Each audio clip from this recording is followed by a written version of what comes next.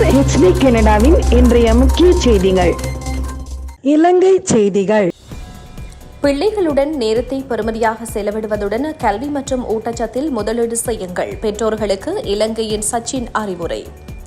பிள்ளைகளுடன் நேரத்தை பெறுமதியாக செலவிடுவதுடன் கல்வி மற்றும் ஊட்டச்சத்தில் பிள்ளைகளுக்கு முதலீடு செய்வதன் மூலம் அவர்களின் எதிர்காலத்தில் மட்டுமல்லாது ஒவ்வொரு நாட்டினதும் எதிர்காலத்திலும் நாம் முதலீடு செய்கின்றோம் என்று இந்திய கிரிக்கெட் ஜாம்பவானம் யுனிசெப் தெற்காசிய பிராந்தியத்திற்கான நல்லெண்ண தூதுவருமான சச்சின் டெண்டுல்கர் தெரிவித்துள்ளார்.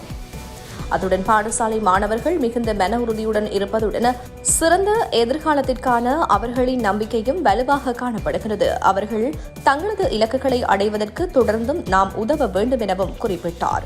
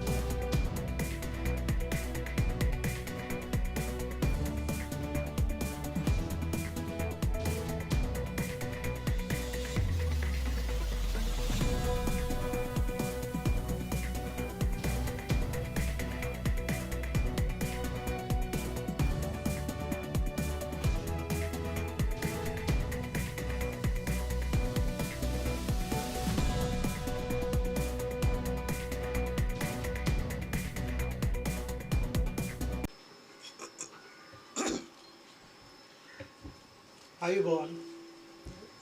Uh, it feels nice to be back here in Sri Lanka. Uh, I was just discussing with them that the first time I visited Sri Lanka was way back in 93, 94. So it's been almost 30 years. And over the last 30 years, I've made some good friends here in Sri Lanka. The experiences were unbelievable. Uh, I remember my last trip was here in 2015. It was to create awareness on hand wash and hygiene. And of course, my dear friend Muthaya Muralidharan was also there. It is always a joy to spend time with him. It was a memorable experience. Of course, you know, we played against each other on number of occasions on the field. But here we were batting for one cause. Murli was not bowling, but he was batting at this stage. It was an important cause, and it continues to be. And however much efforts we put in, the requirement is endless, and this journey continues. Due to pandemic, our lives slowed down, and slowed down considerably. Yesterday, I had the opportunity to visit Ruvanuvela and also spend time with school children, which was an unbelievable experience. Because you spend time with children, you learn a lot of things. It cannot be one-way traffic all the time. I also got an opportunity to spend time with the families there in the tea plantation estate and understand their challenges. Their children are facing a lot of challenges, and simultaneously you also get to know what the government, the non-government organizations like UNICEF and other social workers are doing.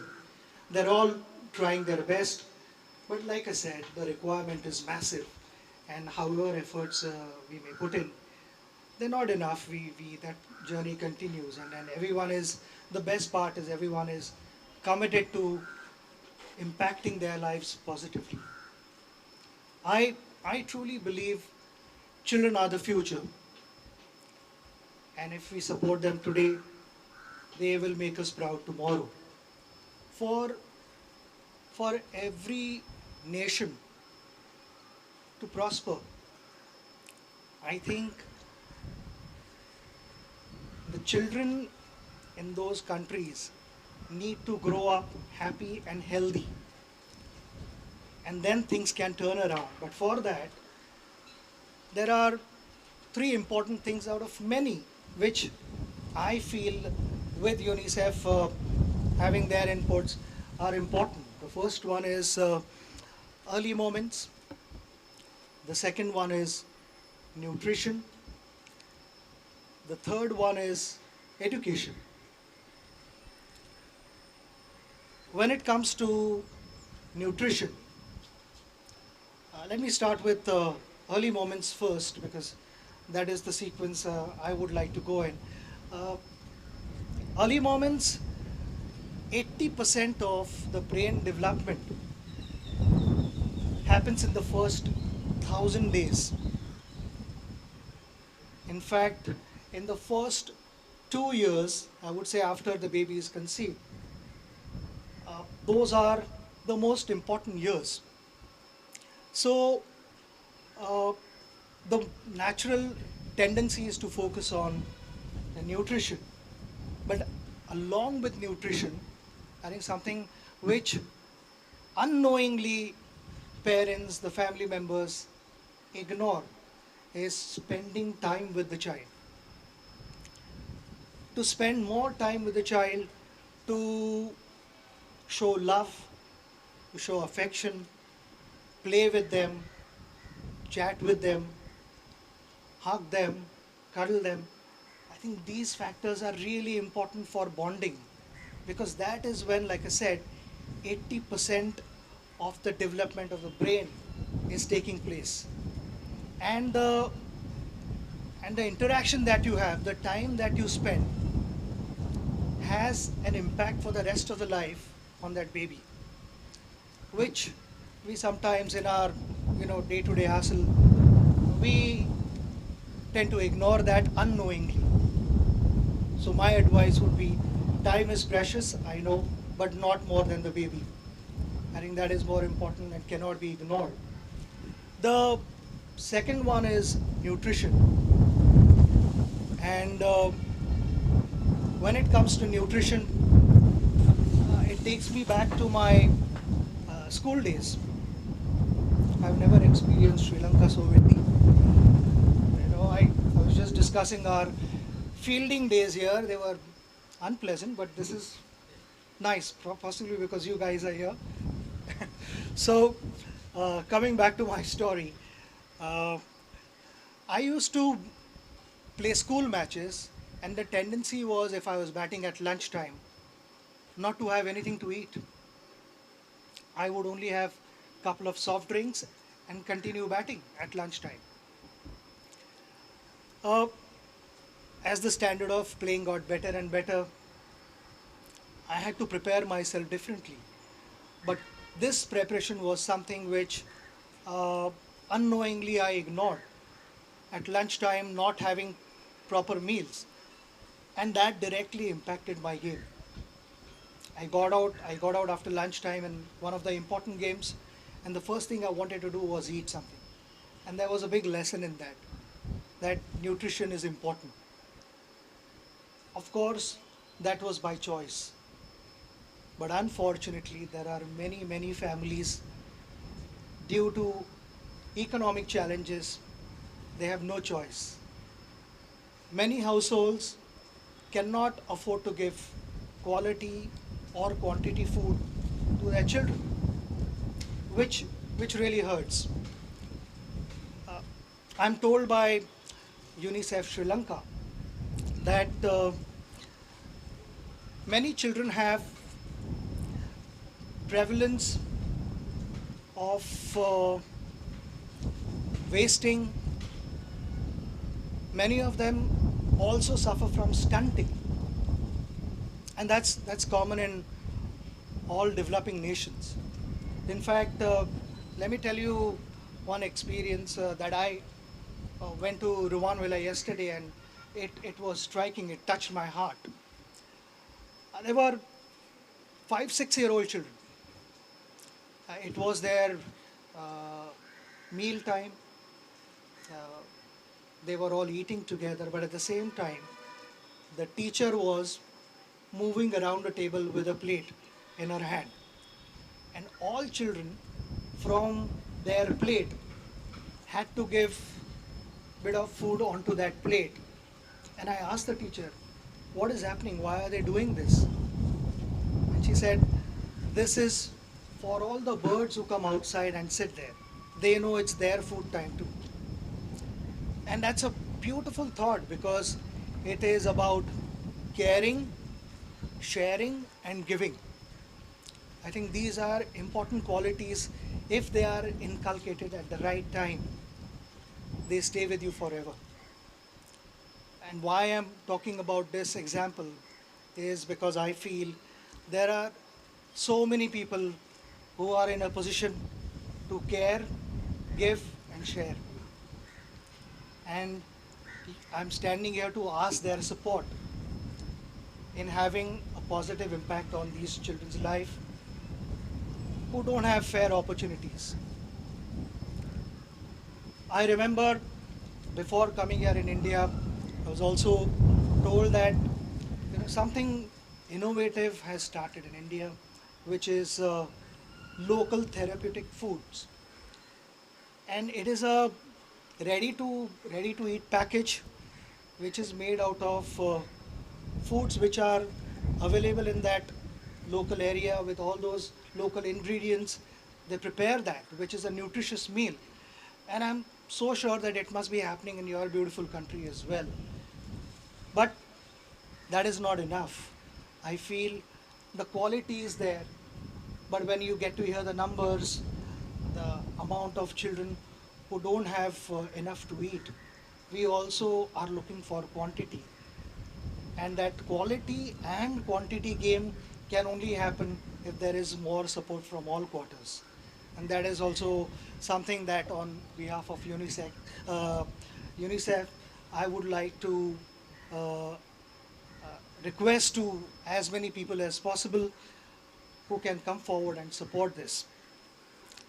The, the last one is education, and extremely important. Every child should have right to education.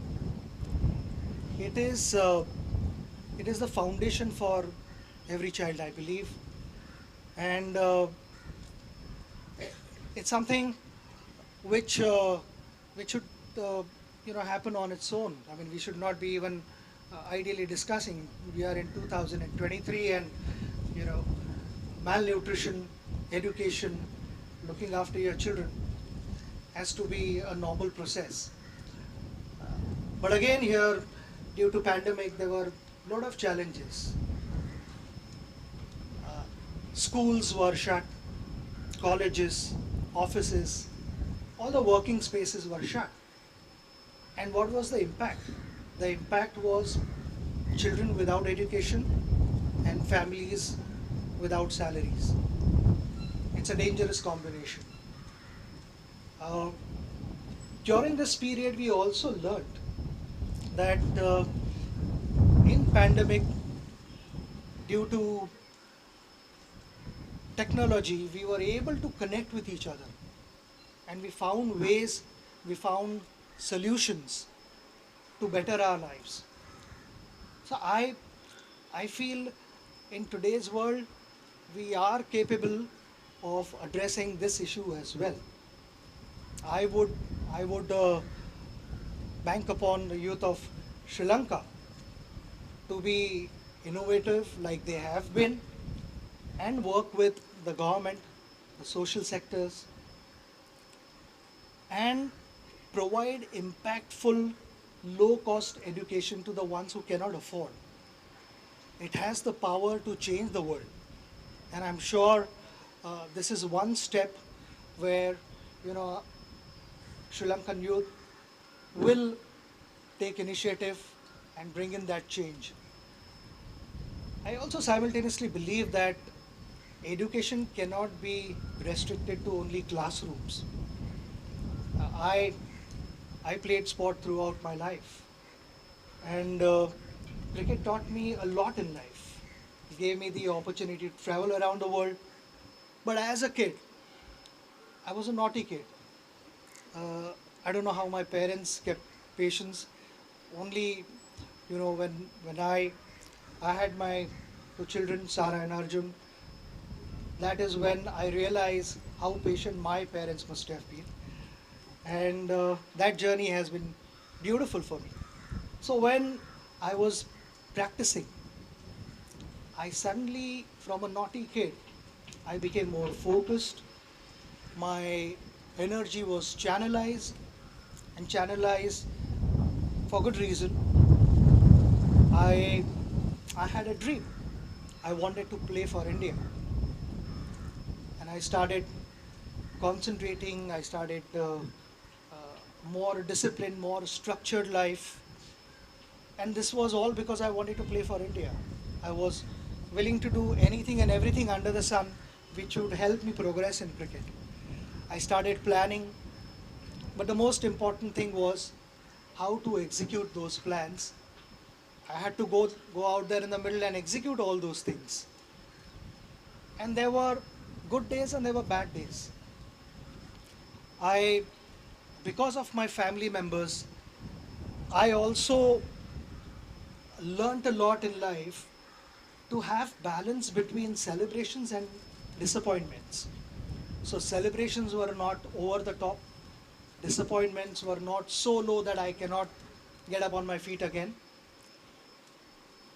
I went out and I always tried my best, but that is something that my parents expected from me. They never questioned my failures. We always wanted to find solutions.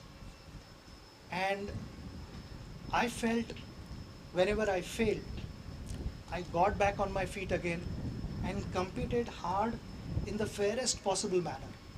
And all these things were not learnt in my school. They were not learnt in the classroom, but there was another classroom called dressing room. That is where I learnt all these things. So I would encourage the children in Sri Lanka to also go out and play sport. That is going to directly impact their health. And whatever they choose to be in life, be it a doctor, lawyer, journalist, you can only become better. There'll be more consistency if you're a fitter person.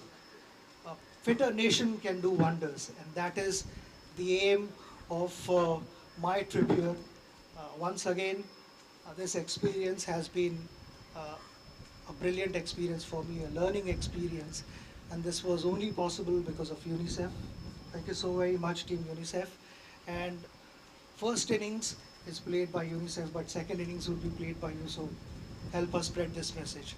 Thank you once again for being here and being so supportive. Thank you. Bye-bye.